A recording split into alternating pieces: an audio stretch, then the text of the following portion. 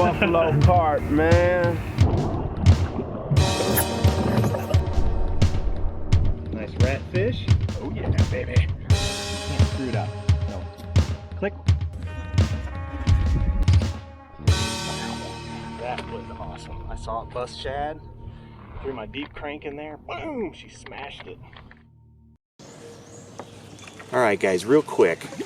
I just retied this bait on and I thought, you know what, maybe I'll talk about this. This is something I don't hear guys talk about ever. And why you might choose a wooden bait over a resin bait. For this reason I haven't heard. So a lot of people, you know, spin you around here. A lot of people will say, oh well, the wooden bait's got that clack and it's noisier and this and that.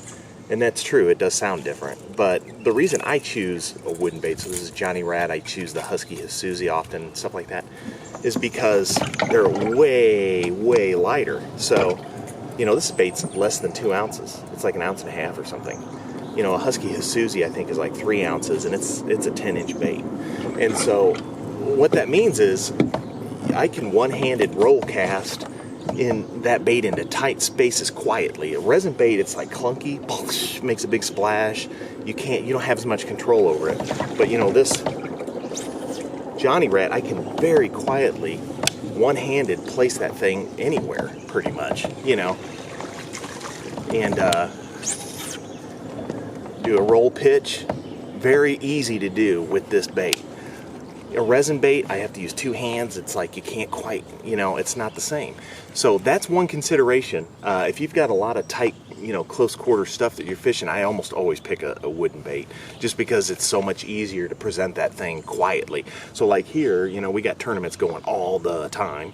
And there was like 5 guys that rolled through here this morning already. It's like, you know, 8 o'clock or something. And, you know, if I follow those guys up, I actually did follow one of those guys up and I caught one on the Johnny Rat.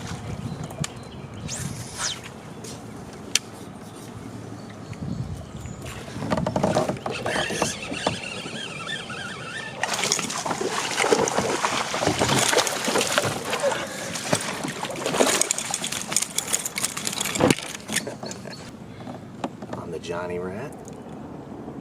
He's been fishing this back corner for like, I don't know, an hour now, and I came up behind him and got one on the Johnny Rat. But you know, that's the thing, is you got to be able to put that bait there quietly, because they'll spook, you know. They're used to seeing baits all day long. And so that's the thing about the wooden bait versus the resin bait. Now, where I will use a resin bait most often is if I've got like a big flat, or I've got a big long stretch like along a seawall or something. You need to make a long cast. That's where it's good, you know, making a long cast, covering water, makes a big splash out there in the middle of nowhere. You know, if you've got a big flat and you're trying to get their attention, resin bait makes a big splash, cover a lot of water with it.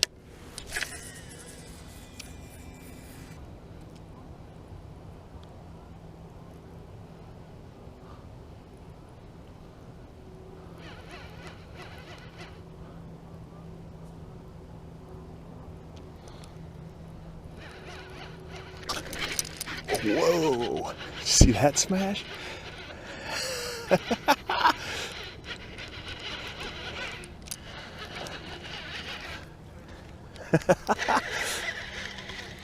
That was the smash of all time right there.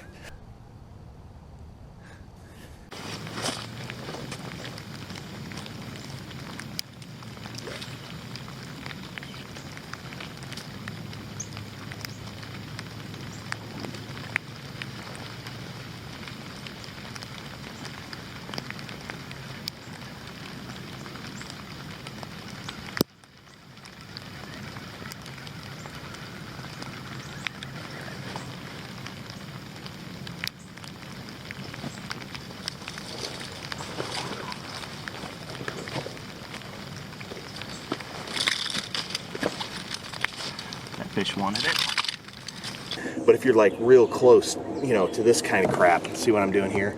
Tight, close quarter stuff, walking it around through these sticks and stuff. Fish are really spooky in those situations, and you really need to be able to put that bait there quietly. So that's one consideration why you would pick a wooden bait over a resin bait that I don't hear people talk about, but it makes a huge difference. I can throw this thing one-handed all day long without getting tired.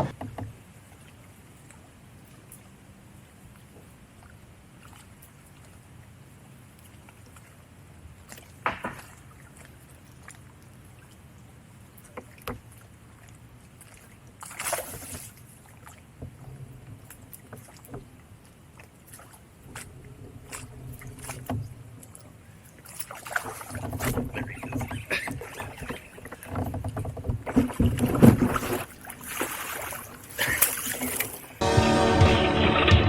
buffalo carp, man. Nice rat fish.